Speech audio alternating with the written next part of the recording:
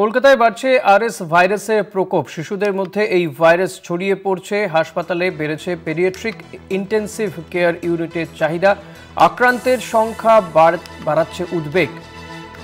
কলকাতায় বাড়ছে আরএস ভাইরাসের সংক্রমণ। শিশুদের মধ্যে এই ভাইরাস ছড়িয়ে পড়ছে বলে জানা যাচ্ছে।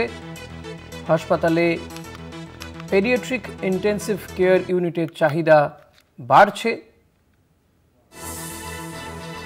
আক্রান্তের সংখ্যা কিন্তু উদ্বেগ বাড়াচ্ছে।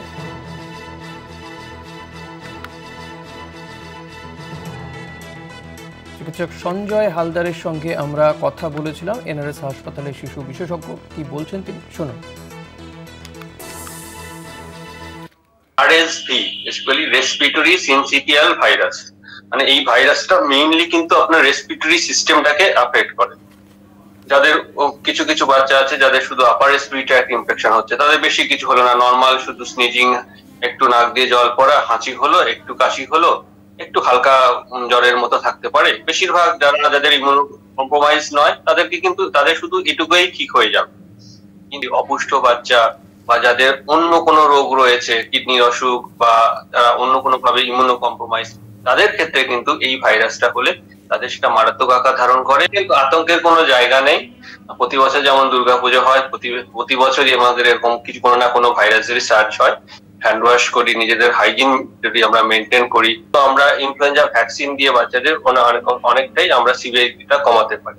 যেহেতু আরএসভির ক্ষেত্রে কোনো ভ্যাকসিন নেই, সেক্ষেত্রে আমরা যদি কোভিড প্রোটোকল মেনে চলি, সমস্ত ইনফেকশনই আমাদের কমিয়ে দেবে আর কি। আরএস ভাইরাসের প্রকোপ বাড়ছে এবং শিশুদের মধ্যে এই ভাইরাসের প্রকোপ সবচেয়ে বেশি। কলকাতায় আরএস ভাইরাসের প্রকোপ বাড়ছে, ফলত হাসপাতালগুলোতে পেডিয়াট্রিক ইন্টেন্সিভ কেয়ার ইউনিটের চাহিদা বাড়ছে হাসপাতালে এবং উদ্বেগ বাড়াচ্ছে এই আরএস ভাইরাসের প্রকোপ। এই নিয়ে আমরা কথা বলবো। রনিত ব্যানার্জি রয়েছে আমার সঙ্গে নিউজরুম থেকে। রনিত, হাসপাতালগুলোর কি পরিস্থিতি এবং চিকিৎসকরা কি বলছে? রমিত, দেখো, শীতের প্রাককালে বা ধরো এই শরতের সময় বা একদম শীতটা যখন আসতে থাকে তখন নানান রকম ভাইরাসে একটা প্রকোপ আমরা দেখতে থাকি। কিন্তু এই ক্ষেত্রে যেটা হচ্ছে, যেটা শিশু যাদের বয়স 1 বছরের নিচে, তাদের ক্ষেত্রে কিন্তু এই ভাইরাসটা বেশ খানিকটা উদ্বেগজনক। আমরা দেখতে পাচ্ছি কলকাতা শহরে সরকারি বেসরকারি বিভিন্ন হাসপাতালে বিভিন্ন আরএস ভাইরাস নিয়ে শিশুর কিন্তু তারা ভর্তি হচ্ছেন। যেটা ডাক্তারদের দেখে আমরা দেখতে পাচ্ছি তাদের উদ্বেগ যেটা বাড়াচ্ছে সেটা হচ্ছে এই শিশুদের মধ্যে যারা ইন্টেন্সিভ কেয়ার ইউনিট বা পেডিয়াট্রিক ইন্টেন্সিভ কেয়ার ইউনিট পিকুতে যারা ভর্তি হচ্ছে, তাদের অনেক সময় তাদের জন্য এই রেসপিরেটরি সাপোর্ট দিতে লাগছে, অর্থাৎ তাদের কিন্তু শ্বাসকষ্টের মধ্যে পড়তে হচ্ছে।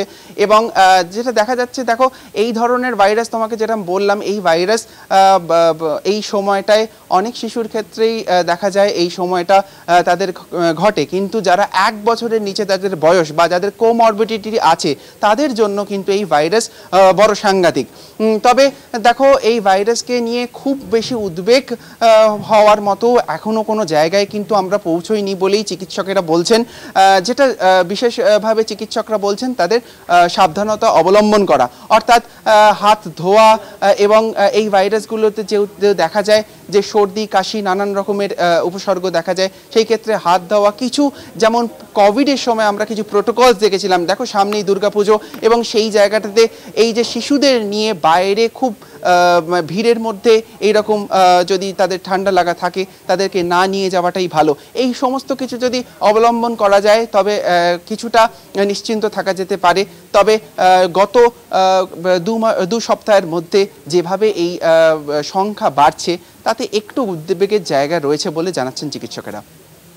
ধন্যবাদ রমিত। কথা বলছিলাম আমাদের প্রতিনিধি রমিত ব্যানার্জির সঙ্গে এবং রমিত যেমনটা বলল যে যেভাবে আরএস ভাইরাসের প্রকোপ বাড়ছে তাতে কিছুটা উদ্বিগ্ন চিকিৎসকরা। তবে আতঙ্কের কিছু নেই, চিকিৎসা মিলছে হাসপাতালে যদিও পেডিয়াট্রিক ইন্টেন্সিভ কেয়ার ইউনিট, সেই ইউনিটের চাহিদা বাড়ছে,